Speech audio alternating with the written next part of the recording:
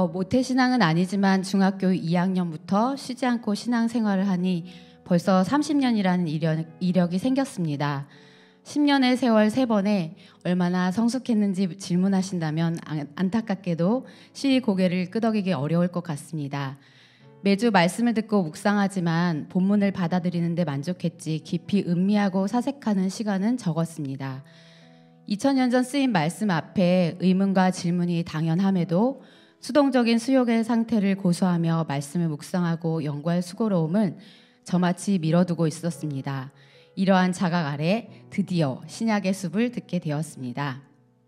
그간 K 기독교인의 성실함으로 성글게나마 성경이라는 큰 그물을 엮었지만 말씀에 대한 타성과 게으름이 오해와 곡해의 틈을 키웠습니다. 이번 신약의 숲 강의는 질문의 날실과 이해의 시시를 조여 그 틈을 조금 더 작게 만드는 시간이었습니다. 백문이 불여일견이라는 말처럼 누군가 들려주는 가공된 해설이나 설명이 아닌 직접 내 눈으로 보는 말씀이 어느 때보다 새로웠습니다. 특히 4개의 복음서를 볼 때는 각 복음서의 특징을 비교하는 재미에 푹 빠졌습니다. 4개의 큰 조각으로 구성된 복음서는 예수님이라는 커다란 그림을 만들어냅니다. 신비로운 점은 각 복음서를 구성하는 작은 이야기 조각들이 각기 다른 모양을 하고 있음에도 결국 하나로 모여 예수님이라는 커다란 그림을 멋지게 드러낸다는 사실입니다. 복음서는 당시 여러 지역에서 읽혔던 사본들이 편집되어 만들어졌는데 왜 굳이 4권이나 만들어졌을까? 한 권만 만들었다면 복음서의 절대적 권위를 가졌을 텐데 굳이 4권이나 만든 특별한 이유가 있을까? 고대 유대 사회에서 완전함을 뜻하며 40일 금식이나 부활 후 40일 사역 후 승천 등에 쓰인 숫자 4와 관련이 있는 것일까? 연이어 떠오르는 질문들이 여러 번 성경을 들추게 하였습니다. 이 시간에 질문에 대한 답을 찾는 과정에서 인상적이었던 몇 가지를 소개하고 싶습니다. 먼저 족보에 관한 것입니다. 여러분이 아시는 바와 같이 마태복음과 누가복음은 각기 다른 족보 서술 방식을 취하고 있습니다. 유대인을 대상으로 한 마태복음의 경우 위에서 아래로, 로마인까지 독자로 상정한 누가복음은 아래서 위로 이르는 방식을 취합니다. 이미 여러 번 들어 안다고 생각했고 그래서 쉬이 넘긴 적이 많은 부분이었는데 꼼꼼히 다시 보니 내용 너머 숨겨진 의미들이 보이기 시작했습니다. 저술 방식의 차이는 당시 제국 안에 존재했던 다양한 계급과 계층 속에서 복음의 대상을 염두에 둔 저술가 혹은 저술 공동체의 의도가 치밀하게 반영된 결과라는 사실을 다시 보게 되었습니다. 말씀을 읽을 때 문자적 내용도 중요하지만 의도나 배경을 함께 보아야 깊게 이해할 수 있다는 당연한 사실이 왜 당연한 것인지 와닿는 순간이었습니다. 두 번째는 복음서의 마지막 장들을 비교하는 것이었습니다. 그동안 크게 주목하지 못했는데 복음서의 마지막 장들은 그 내용이 조금씩 달랐습니다. 제자들에게 복음 전파의 사명을 주시며 끝나는 마태복음, 예수님 승천 후 제자들이 복음을 전하니 표적이 따랐다고 끝나는 마가복음, 증인이 되라고 명령하시며 승천하시니 성전의 기쁨에 찬송이 있었다고 마치는 누가복음, 베드로에게 양을 먹이라 사명을 주시며 끝났던 요한복음.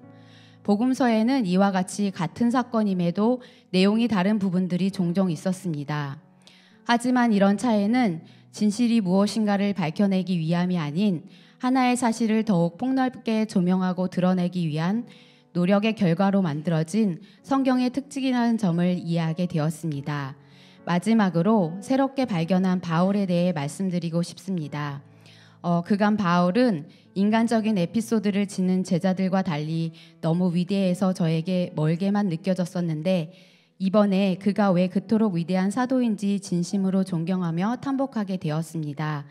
성경을 읽으며 알게 된 바울은 다메섹에서 예수님을 만나고 보였던 극적 변화, 돌에 맞고 매를 맞고 재판정이나 총독 앞에서 왕 앞에 설지라도 한순간도 위험을 잃지 않고 담대하게 복음을 전했던 그의 위풍당당함, 풍랑으로 배가 난파되어 죽기 직전의 상황에서도 죄인과 간수들을 먼저 챙기며 그들을 위로하고 격려했던 이타적인 모습, 무인도의 원주민들에게 복음을 전파하며 중보와 치유를 베풀었던 사랑과 헌신의 모습, 지금 저에게까지 온 복음의 여정이 바로 그 위대한 사도 바울로부터 시작되었다고 생각하니 더욱 그에게 감사하는 마음이 들었습니다.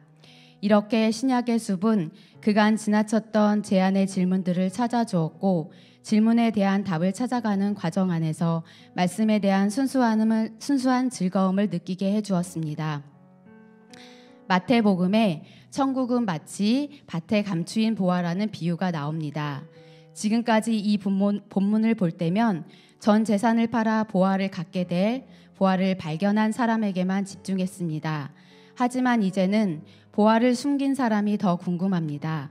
그 사람은 왜 그렇게 중요한 보화를 챙겨가지 않았을까? 들고 갈 수 없었을 만큼 보화가 컸을까? 아니면 사정이 급했을까? 지금은 왜 찾지 않고 있을까? 보화가 없이도 잘 살고 있을까? 등등 궁금증이 꼬리에 꼬리를 물었습니다. 이 본문을 떠올리며 나 역시 이 땅에서 천국을 실현한 말씀의 보화들을 땅에만 묻어둔 채 바쁜 일상에 빠져 보화 자체를 망각하고 살고 있는 건 아닌지 뒤돌아보게 되었습니다. 주님께서는 신약의 숲을 통해 있는 그대로의 저를 들여다보게 하셨습니다. 수업 듣는 내내 마음밭에 묻어둔 수많은 말씀의 보화를 떠올리며 앞으로 발견할 보화들을 땅에 묻는 대신 내 삶의 값진 자원으로 오롯이 다 써보겠다고 결단했습니다. 겸손함으로 부족함을 인정하고 말씀에 조금 더 가까이 다가가고자 하는 딸의 마음을 하나님께서는 분명 기뻐해 주시리라 믿습니다. 마지막으로 여기 계신 성도님들께 말씀의 보화가 가득한 신약의 숲을 강력하게 추천드립니다. 덧붙여 신약의 숲 오전반 여러분들에게 나누고 싶습니다. 10주간 신약의 숲 하시느라 수강하시느라 폭삭 수고쓰다. 너무 수고하셨습니다. 감사합니다.